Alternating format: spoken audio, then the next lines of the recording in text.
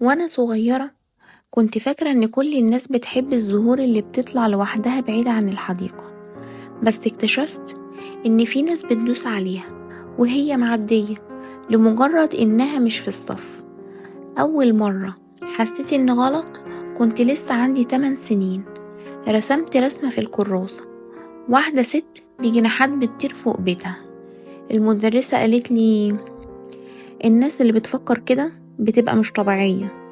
ضحكوا عليا، والأول مرة حسيت إن الخيال ممكن يبقى تهمة.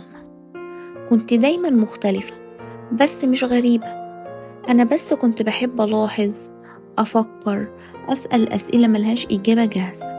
كان صوتي هادي بس دماغي فيها دوشة متواصلة ليل نهار. كنت بحب أمشي في الشارع لوحدي، أراقب وشوش الناس وأتخيل هما بيحبوا مين ومين بيحبوهم.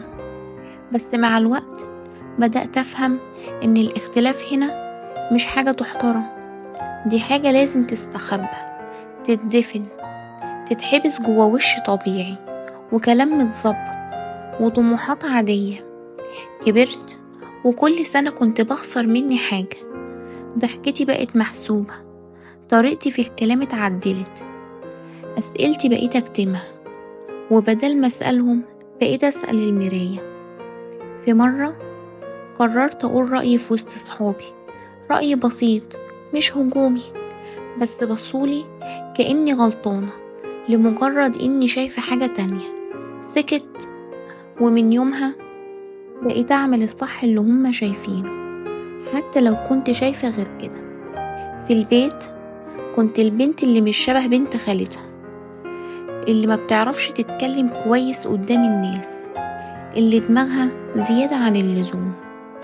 كان لازم أنثى بمقياس واحد، صوت معين، لبس معين، تفكير معين، وأي انحراف بس بسيط عن القالب يعني إني مش بنت كويسة.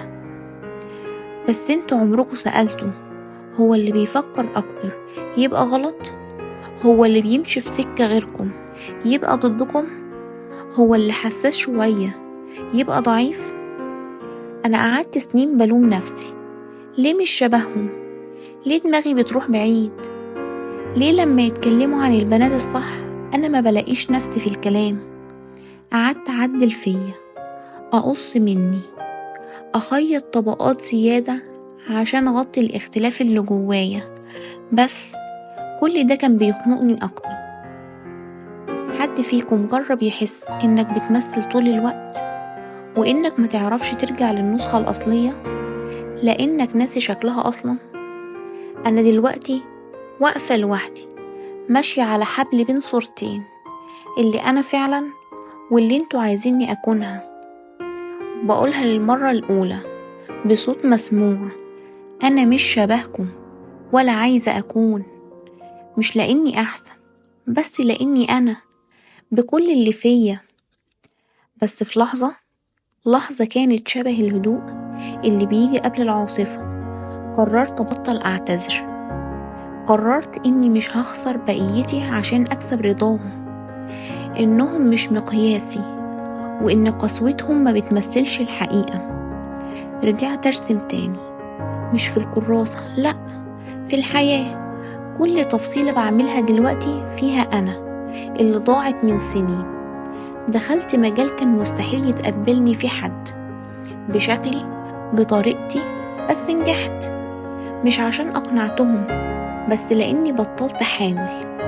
عملت اللي بحبه واللي كنت بخاف أعلنه، وكل مرة بكون فيها أنا من غير تمثيل كان في حد جديد بيشوفني، بيفهمني ويحترمني.